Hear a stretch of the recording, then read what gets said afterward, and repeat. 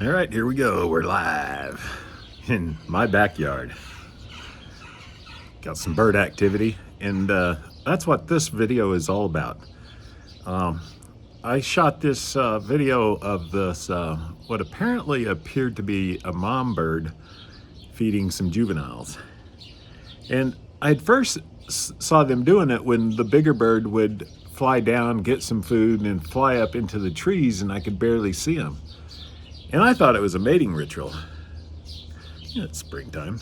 And but when I saw him down here on the ground and she was actually feeding him, I think she's trying to teach him what to do. And it's not a mating ritual because there's two young birds instead of just one. Up in the trees, I could only see the one, you know, but it makes sense now. Enjoy it. It's really short, and I'd really like it if somebody out there in YouTube land can identify these birds for me. I've used my app Merlin, but I can't find them. They look like cactus wrens, but I'm not sure. You know, so if anybody has a visual on them or know what they are, put it in the comments. I'd love to hear it. Hey, thanks for watching. Have a great day. Bye-bye.